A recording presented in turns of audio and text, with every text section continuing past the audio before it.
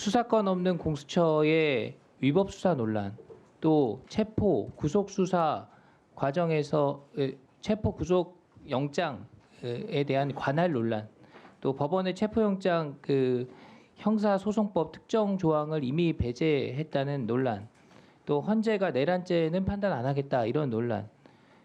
이 과정에서 사법부와 수사기관의 한계가 드러났다 이런 지적을 많이 받았습니다. 지금 현직 대통령 구속이라는 초유의 사태를 두고 과연 이게 법리적으로 가능한 것인가에 대한 국민적인 의문이 큽니다. 장관 직무대행께서 한번 들어보시죠. 네.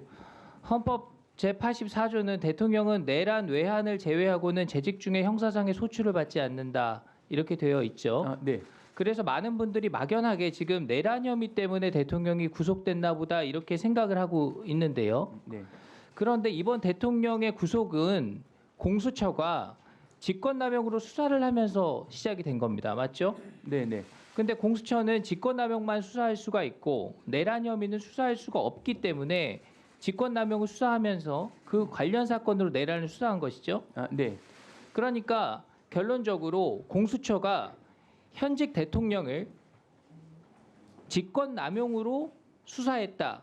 이것이 팩트입니다. 맞죠? 네. 그럼 여기서 쟁점이 발생하는 겁니다. 지금까지는 헌법 제84조에 대통령이 재직 중 소추받지 않는다는 그 조문의 의미를 기소가 불가한 하고 그리고 기소가 불가하기 때문에 따라서 수사도 불가능하다는 의미로 주로 해석을 해왔습니다. 맞습니까?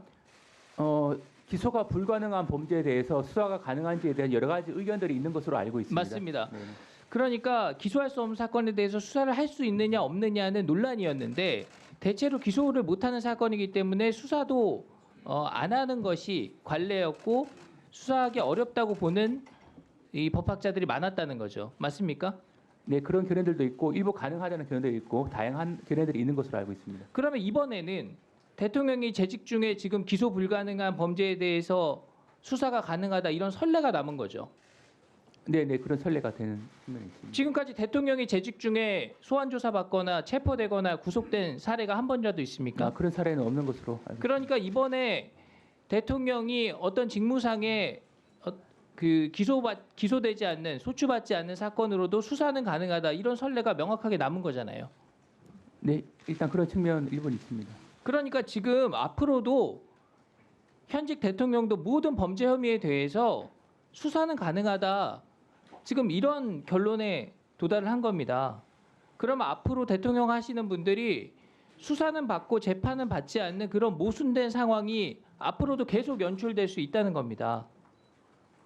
여기에 대해서 동의하십니까? 네, 일단 앞에서 말씀드린 바대로 기소할 수 없는 범죄에 대해서 수사를 할 수 있는지 할 수 있다면 그 범위가 어디까지인지를 둘러싸 가지고는 여러 가지 견해 대립이 있는 것으로 알고 있습니다. 법제처장님께 여쭤볼게요. 그러면은 제가 방금 말씀드렸듯이 앞으로 대통령 하시는 분들 재판 받지 않더라도 수사는 받을 수 있다. 이런 선례가 남았다. 이 주장에 대해서 동의하십니까? 이번에 그런 논란이 현실적으로 된 것에 대해서 아마 이제 본안에서 이 사건이 여기서 끝나는 게 아니지 않습니까?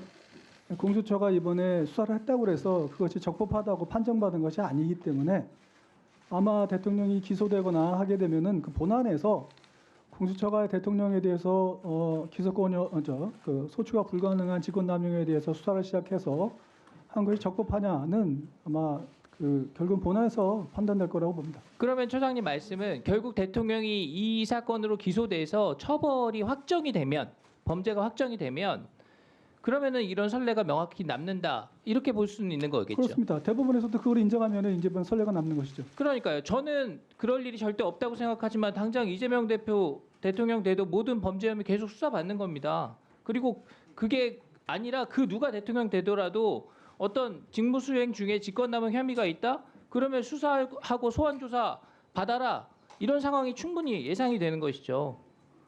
이런 혼란을 공수처가 또 일정 부분은 법원이 적극적으로 그 공수처의 해석을 바로잡지 않으면서 이런 논란을 자초한 측면이 있다. 저는 이렇게 보는 겁니다.